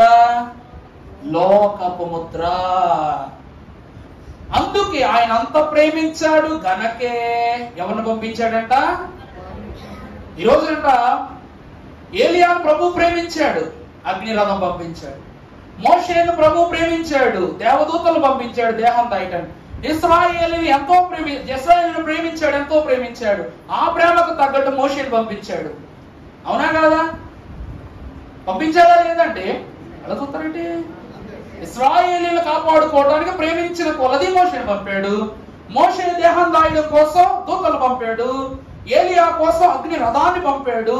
మనలను ఇంకా గొప్పగా, ఎంత గొప్ప ప్రేమ అంటే మరి సదిదువని మరొక ప్రేమ మనలో ఉన్నది కనుక ప్రభు ఎవరిని పంపారంటే స్వయముగా తన ప్రియ కుమారుడినే పంపించారంటే ఎలా పంపించారంటే ఆయన నర రూపము ధరించుకుని మన యొద్దకు వచ్చి మన శోధనలను ఆయన భుజము మీద వేసుకుని అంత గొప్పగా ప్రేమించారు ప్రభు. మరి ఈ లోకాన్నంతటిని ఎలాంటి విందుతో తృప్తి పరచాలంటే ధైర్యము గల విందులతో ఏం చేయాలి? బలపరచాలి. అందుకే ఆదికాండ గ్రంథం 18వ అధ్యాయము ప్రారంభము నుండి మనం ఒకసారి చదువుకున్నప్పుడు మరియు మమ్రే దగ్గరనున్న సింధూర వనములో అబ్రహాము ఎండవేళ గుడారపు ద్వారమునందు కూర్చుని ఉన్నప్పుడు యెహోవా అతనికి కనబడెను. చూసినప్పుడు ముగ్గురు మనుషులు అతని ఎదుట నిలవబడి ఉండిరి. అతడు వారిని చూచి గుడారపు వాకిట నుండి వారిని ఎదుర్కొనుటకు పరిగెత్తి నేల మట్టుకు వంగి ప్రభువా నీ కటాక్షము నా మీదన ఉండిన ఎడల ఇప్పుడు నీ దాసుని దాటిపోవద్దు. దేవునికే మహిమ కలుగును గాక. అబ్రహాము యొక్క జీవితము ఒక మలుపు తిరగబోయే సమయం. అంటే అబ్రహాం అంట లోతు నశించిపోయాడు, తినక స్వాస్థ్యము సంపూర్ణం అవ్వట్లా. తిన జీవితము ఎక్కడ లోతు జీవితము వల్లే గాడి తప్పుతుందేమోనని అబ్రహాం ఏం చేస్తున్నాడంటే భయపడిపోతున్నాడు. పాపం ఒక పక్క భార్య ఏమో అవిశ్వాసముతో, అల్ప విశ్వాసంతో గర్భఫలము విషయములో ఏమాత్రమును ఉనికి లేకపోవటను బట్టి తన తలాంతులను ఏమైపోయినాయంటే చెమ్మగిల్లిపోతున్నాయి. అందుకంట మెమ్రే దగ్గర ఉన్న సందూర వృక్షము కింద తల మీద చేయి పెట్టుకుని కూర్చున్నాడంట పాపం అబ్రహాము గారు. అప్పుడట ఇతని కన్నులకు ఒక్కరే కాని ఎలా కనబడుతున్నారు? ముగ్గురే కాని ఎలా కనబడుతున్నారు? ఒక్కరుగా కనబడుతున్నప్పుడు అతనిని ఎదుర్కొనుటకు పరుగున వెళ్ళి, ప్రభువా నీకు నా మీద ఏమాత్రము జాలున్నా నీ దాసుని అంటే అబ్రహాముకు దేవుడు ఇస్తూ ఉన్న స్వాస్థ్యాన్ని బట్టి, నాయన లోతును విడిచిపెట్టినట్టు నన్ను విడిచిపెట్టొద్దయ్యా. ప్రభు ఎదురు చేతులు చాపాడంట. చాపినప్పుడు ప్రభు అంటున్నారు, అబ్రహామా నేను దాటిపోవనులే అన్నారు. ప్రభువా ఎలా వచ్చావు నాయన, రా నా ఇంట్లో కాస్త విందు చేసి వెళ్ళు అని అబ్రహాము గారు ప్రభువు పాదాలు పట్టుకుని ప్రభువును కోరుకున్నప్పుడు అంతే ప్రభు అన్నారు పదా అని అన్నారు అన్నమాట. అంటే ఒక్కరే ముగ్గురై అబ్రహాము యొక్క గృహంలోకి ఏమొచ్చారంట? విందు చేయడానికి వచ్చారు. ఎప్పుడైతే అబ్రహాము గారి గృహానికి దేవుడు వచ్చేసారు, అబ్రహాముకి ఏమొచ్చేసింది? కొండంత బలం వచ్చేసింది. అబ్రహాం గారికి ఏమొచ్చింది? దీనిని ఏ విందు అన్నారు అంటే ధైర్యం ఇచ్చిన విందు అన్నారు. అయ్యగారు ఏమని రాశారు ఒకసారి పాడదామా? నాకు నా తండ్రి నరరూపముతో ఇంకా నాకు నా తండ్రి నరరూపముతో కైకుని రీతిగా కనబడి ధైర్యమిచ్చును, నాకు ధైర్యమిచ్చును కనుక నాకేమి కొదువా నా తోడుండా. త్రైకుని రీతిగా అబ్రహాముకు కనబడినట్లే ప్రభు అంటారు, ఆది యందు వాక్యం ఉండెను, వాక్యము దేవుని యొద్ద ఉండెను, వాక్యమే దేవుడై. యోహాన్ గారు అన్నారు లేదా? వాక్యమై ఉన్న దేవుడు, వాక్యములో ఉన్న దేవుడు, ఆయనే అయ్యున్న దేవుడు అని ముగ్గురుగా యోహాను సువార్త ప్రారంభంలోనే మనకు పరిచయం అయిపోయింది. అనగా ఈరోజు ప్రభువు అలా మన ఎదురుగా వస్తే మనకి ఏమొస్తుంది? ధైర్యమే. శిష్యులు వేదన పడుతున్నారంట. మీకు ఒక విషయం చెప్పనా, మర్మం చెప్తా, మన శుక్రవారం రోజున కూడా చెప్పాలి. యేసు ప్రభు వారంట విందు చేస్తున్నారంట. విందు చేస్తుంటే ప్రభువు ఒక రొట్టెను చేతబట్టుకుని ఒక్కొక్క మొక్కను విరిచి 12 మందికి 12 మొక్కలను ప్రభు పంచిపెట్టారు. ఇక్కడ విరవబడుతున్న చేతిలో ఉన్న రొట్టె కనబడుతుంది కానీ విర్రగా గొట్టబడుతున్న ఆయన దేహము ఎవరు కనబడలా. అందుకే ఇస్కరియోతు యోధ ఏమైపోయాడు? రొట్టె ముక్క పట్టుకుని బయటికి వెళ్ళిపోయాడు. ఆనాడు తప్పిపోయిన అనగా ప్రభువు శరీరమును భుజింపక అపవిత్రతకు లోనవుటను బట్టి పునరుద్ధానుడైపోయిన తర్వాత కూడా ప్రభు యొక్క గాయాలు ఎలా ఉన్నాయి? పచ్చిగానే ఉన్నాయా లేవా ప్రభు? ఆ పచ్చి గాయాలలో మహాశిష్యుడైన తోమా గారు చెయ్యి పెట్టి ఇంకా బాధలు కలిగించారంట. తోమా గారు సంఘానికి గుర్తు. అందుకే అయ్యగారు కూడా ఏమని రాశారు? భూలోకమంతటికి సువార్త పోవుటకు ఆ ఇండియాకు ప్రధానుడుగా వచ్చినటువంటి తోమయ్య ప్రభువుకు మొదటి గాయాన్ని రేపాడు. అందువలన ఈ ఇండియా నుండి ఎత్తబడే సంఘమే మిగిలిన సంఘాలకు ఏమయ్యన్నది చెప్పండి? వేకప్ కాల్ అయి ఉన్నది. అందువలన భారతదేశము బాగుగా ఉంటే మిగిలిన దేశాలు ఎలా ఉంటాయి? బాగుంటాయి. మన దేశంలో ఒకప్పుడు యుద్ధాలు ఉన్నాయి, ఇప్పుడు యుద్ధాలు లేవు, ఏమీ లేవు. ఉన్నాయిలే రకరకాల యుద్ధాలు, కానీ దేవుని వ్యక్తిత్వాన్ని బట్టి మన ఆత్మతో మన శరీరంతో మనమే యుద్ధం చేసుకుంటున్నాం కనుక ఆ తోమా గారిని బట్టి ప్రభు అంటున్నారు. అందుకే ఈ నైజ పాపములు నశింప చేయటానికి, ఈ లోక పాపాలు నశింప చేయటానికి ప్రభు ఎలా వచ్చారంట? ధైర్యం ఇచ్చే విందుగా ముగ్గురై మన యొద్దకు వచ్చారు. ఇది 4వ విందు, అనగా 1004 సంవత్సరం చేసుకునే విందు. ఇప్పుడు 1005వ సంవత్సరంలోనికి ప్రవేశిస్తే మరణపు ముద్ర. వాక్యంలో చూసినట్లయితే యోహాను సువార్త 11వ అధ్యాయం 25వ వచనము. అందుకు యేసు పునరుద్ధానము జీవమును నేనే, నా యందు విశ్వాసమునుంచు వాడు చనిపోయినను బ్రతుకును, బ్రతికి నా యందు విశ్వాసముంచు ప్రతివాడును ఎన్నటికీ చనిపోడు. దేవుడు విప్పిన 4వ ముద్ర ఏమిటంటే మరణ ముద్ర. అందుకే పాడుకుంటాగా, జీవమునిచ్చిన జీవన నామం మహా దివ్య నామం. ప్రభువు దేనామం అంట? జీవమును ఇచ్చినటువంటి నామము. ప్రభువు 4వ ముద్రగా మరణపు ముద్రను విప్పివేసి మనకు మరణము నుండి మనల్ని గెలిపించి దృఢత్వాన్ని ఇచ్చారన్నమాట. ఆయన విందుతో ఏమిచ్చారు ప్రభువు? దృఢాన్ని. అంటే అమ్మో నేను చనిపోతాను, అమ్మో నేను చనిపోతాను, అమ్మో నేను చనిపోతానని విందులోకి వెళ్ళిన వాళ్ళు ప్రభువుతో ఒలీవ పర్వతానికి వెళ్ళేసరికి చావు లేదు, ఏమీ లేదు, భయం లేదు, భీతి లేదంటూ ప్రభువు పడుతున్న వేదనను కూడా గుర్తించకుండా ఒక పక్క ఏం చేస్తున్నారు? నిద్రపోతున్నారు. అర్థమైందా అండి? ప్రభువు విందు వాళ్ళకి ఏమి చేసిందంటే దృఢత్వాన్ని, బలాన్ని ఇచ్చేసింది అనమాట. వాక్యం మనం చూసినట్లయితే ప్రసంగి గ్రంథం 10వ అధ్యాయం 17వ వచనం చదువుకున్నట్లయితే భక్తుడైన సొలొమోను గారు రాయిస్తున్న మాట. ప్రసంగి గ్రంథం 10వ అధ్యాయం 17వ వచనం. దేశమా గొప్ప ఇంటి వాడై ఉండుటయు, చూడండి, నీ రాజు గొప్ప ఇంటి వాడై ఉండుటయు, నీ అధిపతులు మత్తులు ఎగుటకు బలమునందుటకై అనుకూల సమయమున భోజనమునకు కూర్చుండు వారలై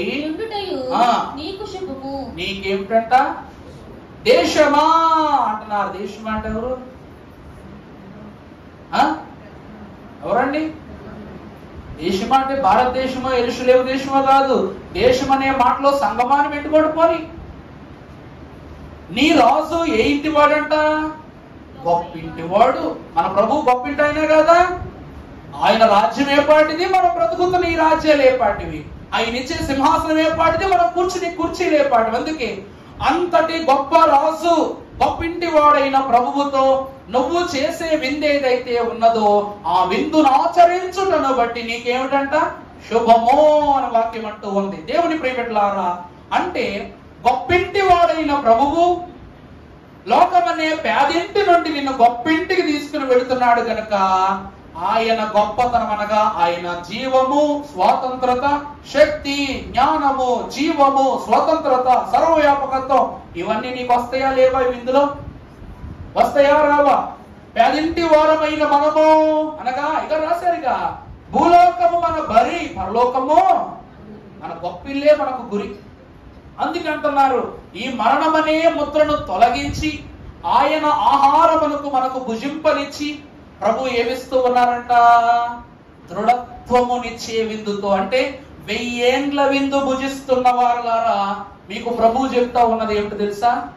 1000 ఏండ్ల విందులో కడుపు కాలదు, ఎలకలు పరిగెట్టవు, ఆకలి దప్పికలు ఉండవు, వడ్డించే వాళ్ళ ఎంతసేపు ప్లేట్ పట్టుకు తిరగాలి ఎలాంటివి ఉండవు, వేధించేవాడు ఉండడు, శోధించేవాడు ఉండడు, ఏమీ లేనటువంటి స్థితిలో ప్రభువులో ఉన్నామంటే ఇదంతా దృఢమైన విందు.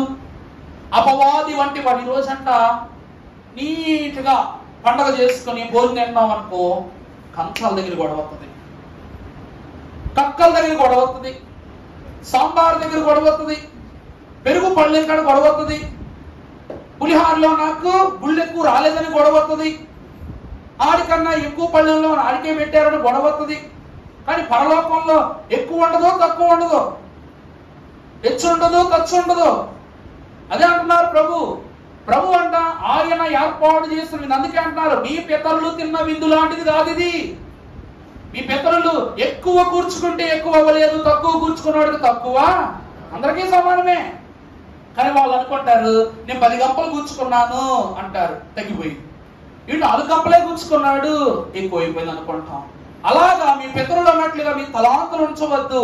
12 మందికి 12 సమానమైన మొక్కలు ఇచ్చారు ప్రభు. అమ్మా బాగా గమనించండి, సంస్కారం అంటే ఆశమాషి కాదు. ప్రభు ఎన్నో 100 విందులు చేశారు వాక్యంలో, కానీ ఒక్క విందు కూడా ఆయన చేతితో వడ్డించలేదు. ఒక్క ఈ సంస్కారం తప్ప. అర్థమైందమ్మా? జీవవృక్ష ఫలాలు కలిగినటువంటి ఫలం ఉన్న వృక్షం దగ్గరికి ఆదామని చేయి పట్టుకుని తీసుకెళ్లి ఇవే తినని కూడా చూపించలేదు ప్రభు.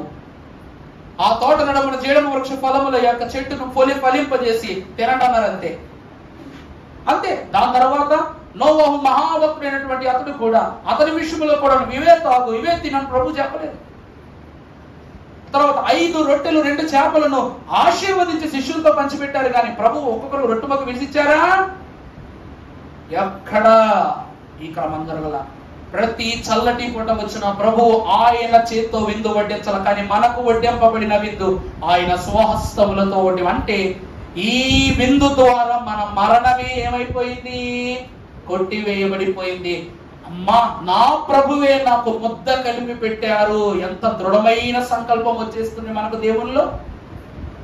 విడనాడని హస్తము, విలువైన హస్తము, మరణమును చెరిపివేసే హస్తము నీకు విందు వడ్డించగానే ఆ దృఢత్వము నీలోనికి వస్తుంది. దేవుని ప్రియబిడ్డలారా, అదే అంటున్నారు ప్రభు. 1000 ఏండ్ల విందులో నీ ప్రభువే ఏమై ఉన్నారు? నీ పోషకుడు అయి ఉన్నారు.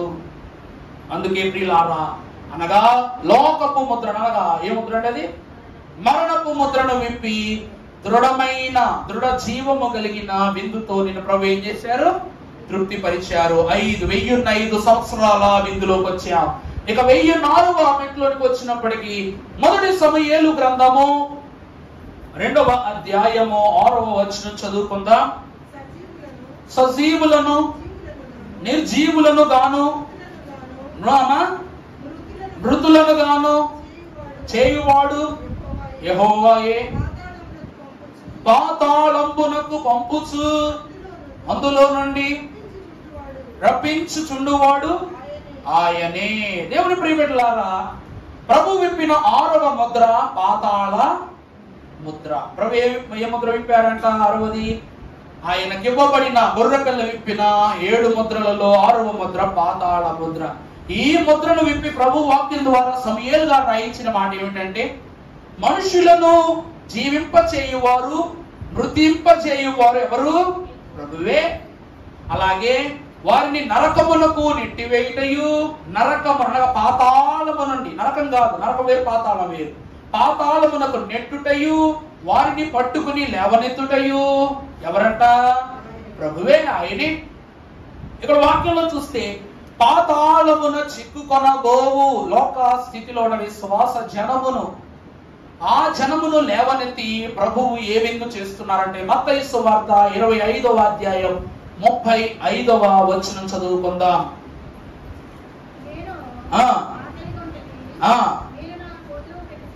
నేను ఆకలి గొంటిని, మీరు నాకు భోజనము పెట్టితిరి, దప్పిగొంటిని, నాకు దాహమిచ్చితిరి, పరదేశినయుంటిని, నన్ను తర్వాత దిగంబరినయుంటిని, నాకు బట్టలిచ్చితిరి.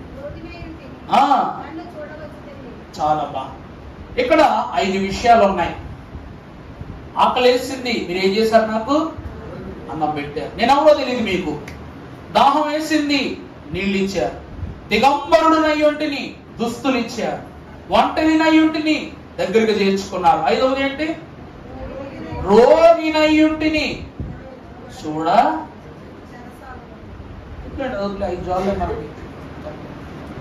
ఇక్కడ ఈ 5 విషయాల్లో చూస్తే ఈరోజు సంఘాలు ఎంతమంది ఉన్నారు? మనకు సుట్రేకాల కన్నా స్నేహాలే ఎక్కువ కదండి. కానీ మనం ఏమంటాం? అన్నయ్య గారు, అక్కయ్య గారు, చెల్లాయి గారు, తాతగారు, నాన్నగారు అని వరుసలు పెట్టి ఎందుకు పిలుచుకుంటామంటే, వాళ్ళు వాళ్ళ యొక్క గుణమును బట్టి రక్త సంబంధీకులుగానే మనకు దగ్గరగా ఒకర్లా. వారి గుణమును బట్టి వారి యొక్క పేరు నిర్ణయింపబడద్ది. ఈరోజు యేసు క్రీస్తు ప్రభు వారు శిష్యులందరూ చిన్నవారు, కానీ ప్రభువా అంటారంటే సైన్యములకు అధిపతి యెహోవా కుమారుడవైన యేసు స్వామి తల ఒగ్గి నమస్కరిస్తున్నారు. అందులో ప్రభువు కన్నా ధనికుడు ఉన్నాడు, ప్రభు కన్నా గొప్ప జాలరున్నాడు, ప్రభు కన్నా గొప్ప వడ్రంగి పనివాడు ఉన్నాడు, రాజులున్నారు, అధిపతులు ఉన్నారు. వచ్చిన వారు అందరూ గొప్పవాళ్లే, కానీ వారు అనే మాట మాత్రము ప్రభువా. వాక్యమును బట్టి ఇక్కడ చూసినట్లయితే ప్రియులారా, ఈ రోజంట పాతాళం అనగా ప్రభు ఎవరంట? మనల్ని నెట్టేది ప్రభువే, పట్టుకునేది ప్రభువే. పాతాళములో తోసేది ప్రభువే, లేవనెత్తేది కూడా ప్రభువే. ఈ పాతాళపు శోధన నుండి మనల్ని తప్పించిన ప్రభువు ఇచ్చే విందు దాపునిచ్చిన విందు. ఏ విందు అండి ఇది? దాపనగా ఆశ్రయము. అర్థమైందండి? ప్రభు ఏమిస్తున్నారు మనకు? ఆశ్రయం ఇస్తున్నారు. అందుకే దేవుడి ఆశ్రయము దివ్యమైన దుర్గము మహావిపద సహాయుడై దోచెను. అభయమీపు ఆనంద ఆనంద ఆనంద మోట అభయమీపు ఆనంద ఆనంద ఆనంద మోట దేవుని ఆశ్రయము దివ్యమైన దుర్గము. దేవుడే నాకేమై ఉన్నారు? ఆశ్రయము. ఆయనే నా దివ్యమైన. అంటే నువ్వు ఆకలి కొని వచ్చినా ఆశ్రయమిస్తారు, దాహం వచ్చిచ్చినా ఆశ్రయమిస్తారు, రోగిగా ఉన్నా ఆశ్రయమిస్తారు, నువ్వు దిగంబరిగా ఉన్నా ఆశ్రయమిస్తారు, నువ్వు తెలియకపోయినా ఏమిస్తారంట? అది దాపునిచ్చిన విందు. తన ఎంట చేర్చుకుని నీ పంట పండించేస్తాడు ప్రభు. ప్రభు ఏం చేస్తారండి? ఆయన ఎంట నిన్ను చేర్చుకుని పరలోకపు పంటను నీ యందు పండిస్తారట. ఇదే 6వ మెట్టు. పాతాళపు ముద్ర నుండి తొలగించి నీకు ఆశ్రయమును ఇచ్చిన విందు. ఇక ఆఖరిది నరకపు ముద్ర. పరిశుద్ధ గ్రంథములో చూసినట్లయితే నరకం అంటే గుర్తుకొచ్చే గ్రంథమే ప్రకటన గ్రంథం. ప్రకటన గ్రంథము 2వ అధ్యాయము 11వ వచనం చదువుకుందాం. సంఘముతో ఆత్మ చెప్పుచూ ఉన్న మాట చెవిగలవాడు. దేవుని ప్రియబిడ్డలారా, ఇక్కడ ప్రభు వాక్యం సెలవిస్తూ సంఘముతో ఆత్మ చెప్పుచున్న మాట. ప్రతినిత్యము వాక్యం ఏమి అన్నది? ఏమంటూ ఉన్నదంటే విను. ఆది కాలము నుండి ఈ దినము వరకు ఆత్మ చెప్పే మాట ఏంటంటే విను. నరకము అదిగో ఎదురుగా ఉంది, మట్టు కొయ్యుంది, నిన్ను మింగే నరకము తన నోరును 2 వైపులుగా పెళ్లగించి నిన్ను మింగడానికి చూస్తుంది. విను అంటుంది. ఏమని వినమంటుందంటే 20వ అధ్యాయము ప్రకటన గ్రంథం 6వ వచనం చదువమ్మా. ఈ మొదటి పునరుద్ధానములో పాలుగల వారు ధన్యులు, పరిశుద్ధులయ్యుందురు. ఇంటి వారి మీద రెండో మరణమునకేం లేదు. ఆత్మ చెప్పుచున్న మాట ఏమిటంటే ఇదిగో చెవి కలిగి వినండి. ఈ మొదటి పునరుద్ధానములో పాలుగల వారు ధన్యులు. వారు ఏమయ్యుందురు? పరిశుద్ధులయ్యుందురు. ఇలాంటి పరిశుద్ధుల మీదకు రెండవ మరణమునకేం లేదు. 14వ వచనం చదవండి. 14వ వచనం. మరణమును చూసారా? మరొక మాట ఏమని చెప్తుంది అక్కడ? పరిశుద్ధులుగా ఉన్న వారిని బట్టి ఇది స్థితి అయితే తర్వాత స్థితి అంటూ ఉంది. మరణమును మృతుల లోకమును పడవేయబడును. రెండవ చూసారా? మొదటి పునరుద్ధానములో పాల్గొనే వారికి రెండవ మరణం ఉండదు. ఎవరైతే దరిదాపకుండా దేవుని ఆశ్రయమును దాటి ఉంటారో వారికట మృతుల లోకమే నరకంలోనికి వెళ్ళిపోతుందట. మీరు ఇక్కడ ఎవరైనా సరే 2012 సినిమా చూసారా? యుగాంతం సినిమా చూడలేదా? మాకు ఒకసారి చదువుకున్నాడు, స్కూల్లో వేసారండి. అందులో భూకంపం వస్తుంది. ఎక్కడ? అమెరికాలో అన్నమాట. భూకంపం వస్తే సినిమాలో ఈ హీరో వాళ్ళ ఫ్యామిలీ ఫ్లైట్ లో వెళ్ళిపోతారు, ఒక ప్రైవేట్ జెట్ పట్టుకుని వెళ్ళిపోతారు. వెళ్ళిపోతున్నప్పుడు వాళ్ళ పిల్లలు డాడీ సార్ చూడు డాడీ మన సిటీ ఎలా అయిపోయింది చూడంటే, ఈ సిటీ ఏదైతే ఉందో ఇలా ఎత్తులు వేసి నీళ్ళలోకి ఇలా జారుతుంది అన్నమాట. అంటే ఆ ప్రాంత దీవి మొత్తం ఆకాశంలో చూస్తే అలా నీటిలోకి అలా జారిపోతా ఉంటది అన్నమాట. అంటే ప్రభు వాక్యాన్ని బట్టి చూసినట్లయితే మరణము మృతుల లోకమును ఏం చేస్తుంది? మింగేస్తుంది. నరకం ఏం చేస్తుందంట? మృతులను మృతుల లోకాన్ని కూడా మింగేస్తుందంట. తర్వాత చదువు, అదే చదువు.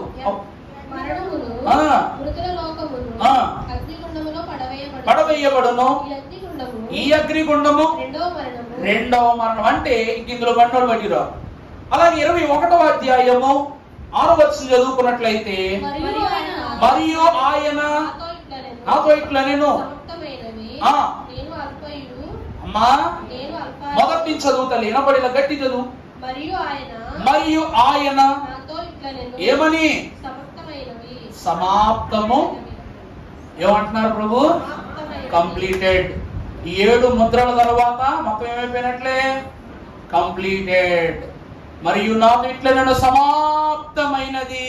తరువాత నేనే అల్ఫయు ఓమేగయు, అనగా ఆదియు అంతమును అయ్యున్నవాడను. ప్రభునందు ప్రియులారా, ఈ ఒక్క విషయం తెలుసుకోలేకే ఈ 7 ముద్రల యొక్క లోకపు స్థితిలో పడిపోతున్నాం. మరి ఈ 7వ నరక ముద్ర నుండి తప్పించి 1007వ సంవత్సరంలో 1007వ మెట్టులోనికి నేను ప్రవేశపెట్టాలంటే ప్రభు వాక్యం సెలవిస్తోంది. యోహాను సువార్త 6వ అధ్యాయము 53వ వచనం చదువుకున్నట్లయితే, యోహాను సువార్త 6వ అధ్యాయం ఏమని? మీరు మనుష్య కుమారుని యొక్క శరీరము తిని ఆయన రక్తము త్రాగితేనే కానీ మీలో చూడండి అమ్మా, మీలో ఎవరు? మీరు అంటే మీలో అనగా దేహం, మీరు అనగా ఎవరు? గట్టి చెప్పాలా? ఆత్మ. చాలా మంచిది. మనం ఉపవాస ప్రార్థనలు చెప్పాగా, ఎండిన మ్రానులో ఎండిన మ్రాను. అది టైటిల్ ఏంటి నేను అంటుంది. ఎండిన మ్రానులో ఎండిన మ్రాను అంటే ఎండిన మ్రాను అనగా దేహము, లోపల ఎండిన మ్రాను అనగా ఆత్మ. అందుకే ప్రభు అంటారు, ఆత్మ లేనివాడు ఇది పడితే వీడు నా వాడు.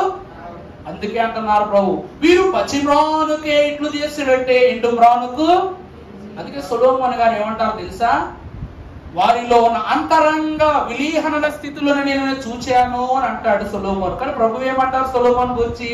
ఓ సొలొమోనా, నీ కన్నా అడవి పువ్వు చాలా మేలు. అంటే సంఘములో లోపాన్ని చూసిన సొలొమోనులో లోపాన్ని కనుగొని అడవి పువ్వుకు సైతమును సమానము కాదని నిర్ధారణ చేసి దేవకుమారుడు చెప్పారు. ఈ వాక్యములో మనం చదువుకున్నప్పుడు మీలో మీరు ఎవరండి? అనగా మీ శరీరం అనే మీలో మీరు అను ఆత్మ. చదువు తల్లి. జీవము గలవారు అంటే ఆత్మ లేనటువంటి పరిస్థితిని బట్టి మనము జీవము లేని వాళ్ళు. నా శరీరము మీరు తిన్నట్లయితే నా రక్తము త్రాగువాడి నిత్య జీవము కలవారు. ఈ శరీరాన్ని తింటేనే నువ్వు మృతుడవు కావు. చనిపోతామా? చనిపోము. నరకము మృతులను మృతుల లోకాన్ని మిగుతుంది. నువ్వు మృతుడివే కానప్పుడు సజీవుడవేగా. అంటే రెండవ మరణమునకు నీ మీదేమి లేదు, ఆ నరకమునకు నీపై అధికారము లేదు. మీలో మీరు దృఢత్వము కలిగి జీవించారు కనుక ఈ విందు ఏ విందనగా దానమిచ్చిన విందనగా ప్రాణదానమును ఇచ్చిన విందు. నరకమనే రెండవ మరణాన్ని దాటించి ప్రభు పరలోక విందును దానము చేయగా నీ జీవితం ఏమైపోయింది? దానం ఇచ్చిన విందుగా. ఈ 7 ముద్రలే 1000 సంవత్సరాల విందులో ఇదిగో ఆయన మేఘారుడై వచ్చుచున్నాడని చెప్పేవాళ్ళు 1000 విందు. కానీ ఇదిగో నేను దొంగ వలె వచ్చుచున్నాను. వారి వారి దశములను చూచు ఎవరైతే సిద్ధపడి ఉంటారో వాళ్ళని నేనేం చేస్తా? నాతో పాటు తీసుకుని వెళ్ళిపోతారు. అంటే 7 సంవత్సరాల ముందు జరిగే రహస్య రాకడలో ప్రభు మనల్ని కొనిపోయి 1007 సంవత్సరాల విందును మనకు ప్రభు కనపరుస్తారు. ఈ 1007 సంవత్సరాల మీద ఎవరు మిగిలిపోతారో వాటి నుండి తప్పించి మనకు విందునిచ్చినదే ఈ 1007 సంవత్సరాల విందు. అర్థమైందమ్మా? ఇప్పుడు 1007 కావాలా, 1000 మాత్రమే కావాలా? నీ జీవితంలో నువ్వు ఎంత కాలం గడిపావో నాకు తెలియదు, కానీ 7 సంవత్సరాల్లో నీ పితరులు మొదలుకొని నీ వరకు ఎంత నరకం అనుభవించాలో అంత నరకము లోకం పెడుతుంది.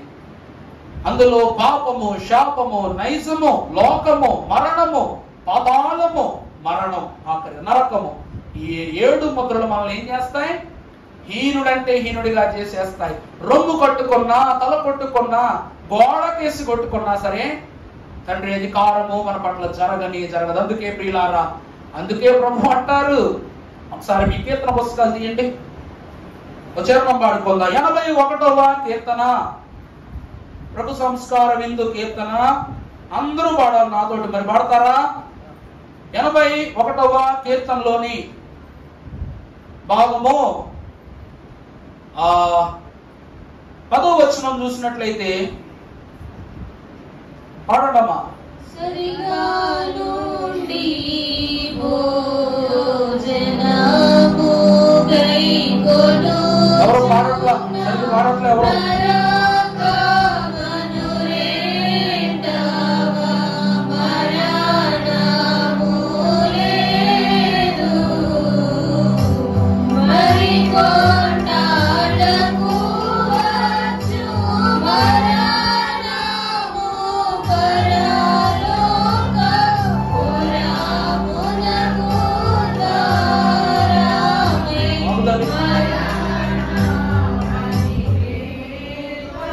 పాట పాడుకుంటుంది, వీళ్ళ పాటలు పాడుకుంటున్నారు, వాళ్ళ పాఠాలు పాడుకుంటున్నారు.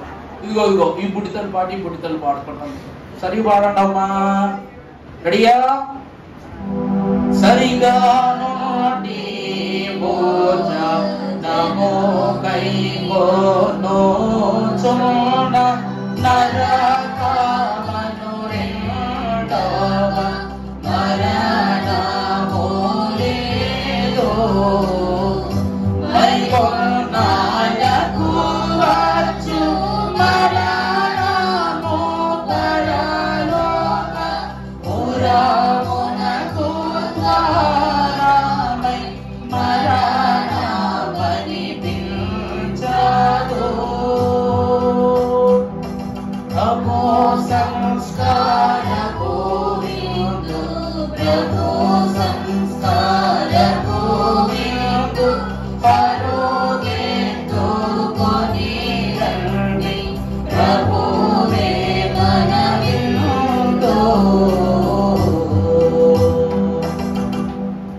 అక్కడ ఏమని పాడారు మీరు ఇప్పుడు? సరిగా ఉండి భోజనము కైకొనుచున్న. ఈరోజు సంస్కారం సరిగా ఎంతమంది పుచ్చుకుంటారు? చెయ్యొద్దండి ఒకసారి. రాజుగారు ఎత్తట్లేదు, నేను తీసుకోరా? చెప్పండి అమ్మా, సంతోషం. తెలుసు సరిగా అంటే ఎలా? ఎడం చేతిలో కుడి చేసి, ఇక్కడో వరుస వాళ్ళ వెనకాల వరుస. హ్యాపీ అందరికీ మరణ. వాళ్ళ వెనకాల వరుస వస్తారు. అదిగో కెమెరా చూడండి, అంత దూరం అన్నమాట. వాళ్ళు ఓ చెయ్యి ఇలా పెట్టి, ఓ చెయ్యి ఇలా పెట్టి ఏం డ్యాన్స్ వేస్తారా అంటే తొందరగా తీసుకుని ఏ సాధిస్తావు నాకేం తెలియదు, మరి ఇట్లా చదువుతారు అనమాట. అంటే ఈ చెయ్యేది ఇక్కడ అక్షింతలు వేస్తా, వేసేవాళ్ళు ఉన్నారు. అక్షింతలు ఎలా వేస్తారు ఒకసారి చెప్పించండి.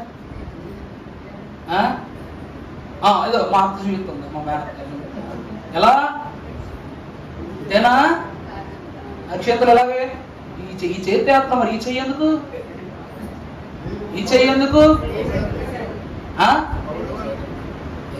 చెప్తున్నా, చెప్పండి. గౌరవం, నిండుదనం. దేని గుర్తండి? నిండు మనస్సుతో ఆశీర్వాదం. అలాగే దేవుని విందు సరిగా అనగా నిండు మనస్సుతో ఏం చేయాలి? స్వీకరించాలి. ఇలా సరిగా తీసుకుంటేనే మీకేముండదు? నరకము అను రెండవ మరణము ఉండదు. మరి కొన్నాళ్లకు వచ్చు మరణము పరలోక పురమునకే గాని రెండవ మరణము అని అనిపించదు. అర్థమైందా? మరి అలా విందులందుకుని ఈ 7 ముద్రల్లో 7 విందులు ఉన్నాయి. ఈ 7 విందులు కలిపితేనే ప్రభు సంస్కారపు విందు.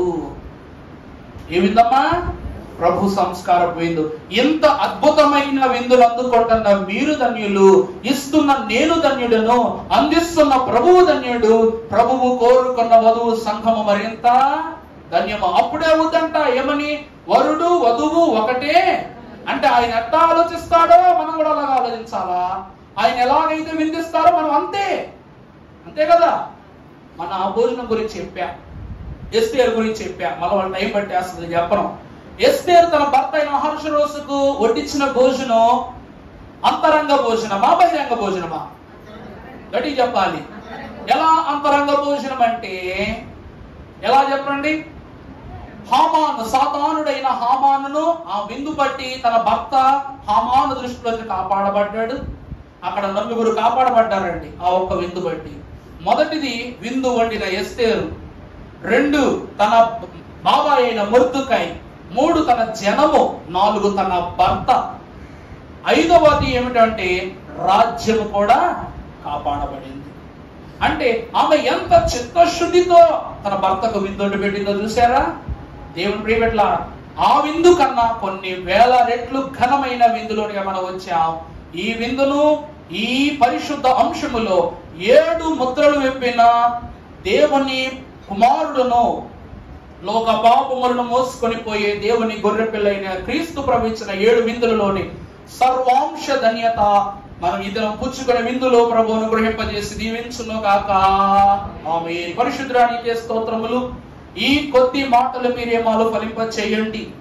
విన్నని బిడ్డలు ఆత్మవశులై ఈ 7 ముద్రలను జయించి నీ ఆత్మ ముద్రతో ముద్రింపబడి పరలోక పరిశుద్ధ ఆశీర్వాదముగు నీ విందును అందుకుని ధన్యత దయచేయమని పరలోక ప్రవాసులనుగా మమ్మల్ని చేయు ఆత్మ రూపదారుడైన తండ్రి దేవుని యొక్క నిత్య దీవెనకర్త అయిన కుమారుని యొక్క పరిశుద్ధాత్మ అంతస్తులను నడిపించిన ఆత్మ తండ్రి యొక్క సంపూర్ణ భాగ్యమును మనకు కనపరచి దీవించి ప్రభువే మహిమ పొందును గాక. ఆమేన్. మరణాత మరణాత.